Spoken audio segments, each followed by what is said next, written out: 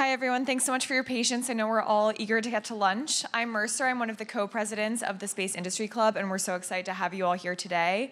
I'd like to invite Corey McClelland and Sherry Wells-Jensen up to the stage just for a quick intro to AstroAccess and its mission of making space more accessible for all. Thank you, and in 5 minutes, we'll break for lunch right outside. Hello, everyone. Thank you. We are very aware that we are standing between you and lunch, so we apologize for that, and we thank you for the 5 minutes that we are about to steal from you. So AstroAccess is focusing on enhancing the chances for human success in space by securing increased disability representation in the STEM fields. And so we're talking about everything from little kids in STEM all the way up to your future employees. So if we are going to solve humanity's problems, in particular things, the big ones, war, poverty, global warming, we really can't afford to leave anybody behind. We need all of us here. This is, in the 21st century right now, really an all-hands-on-deck moment. We need all of us. So I just thought we will briefly introduce ourselves. I'm Sherry Wells-Jensen. I am the NASA Library of Congress Chair in Astrobiology, Exploration, and Scientific Innovation.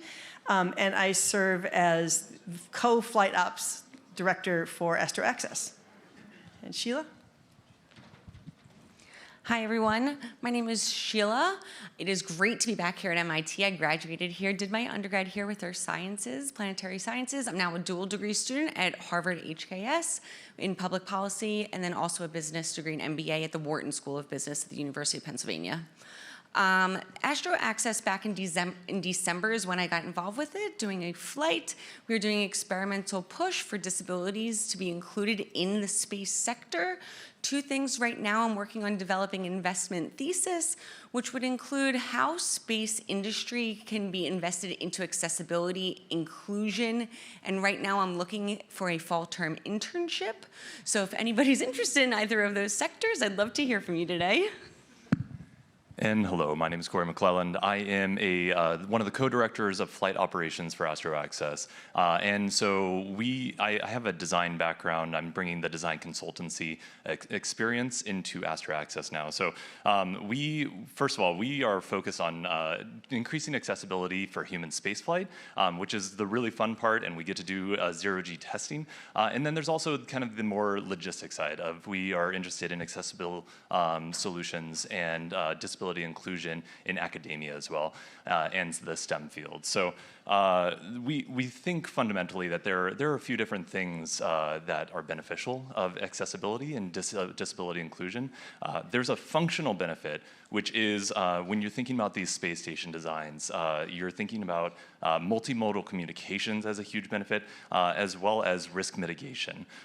This includes strategic redundancies, and we think that this is not a huge lift and really achievable by simple solutions and by thinking about accessibility from the beginning.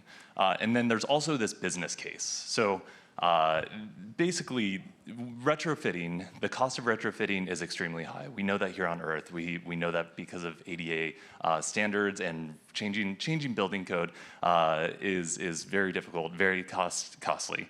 And so we think that keeping accessibility in mind from the beginning is a very business-conscious way to go about things.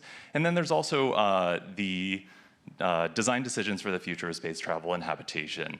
They're being made today. So keeping this in mind to increase that market size of who you're able to get to the space station, but also we've heard a lot today about access to data, access to information from the satellites.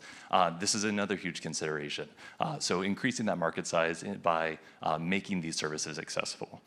And I'll pass it off to Sherry to take us home. Nice. So we're talking really about deep risk mitigation protocols here.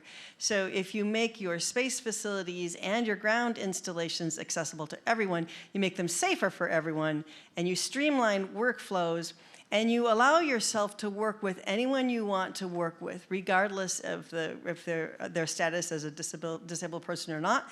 You increase your pool of potential employees and your customer base. So what we know about the disabled population in the United States and worldwide right now is that 1 in 4 people do identify as someone with a disability.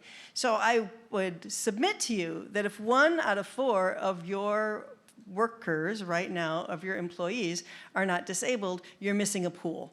And you can attract and nourish that pool with some simple strategies for making your workplace more accessible.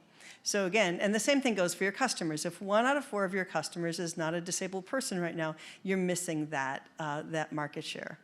So we are interested in working with human integration teams. We're interested in working with data sciences and data scientists. Again, if you're producing data and that data is not accessible to 1/4 of the people on the planet, you're missing a mark there, right?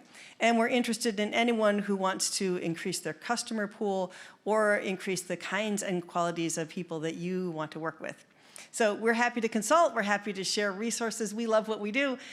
We talk about disability as a very practical thing, but we're also, of course, in it because it just is the right thing to do, and it makes the world a better, happier place. And so we are optimists in effect, but even the most steadfast optimist knows that we, as a race, as a species, we're in some difficult times right now, and we really do need all hands on deck.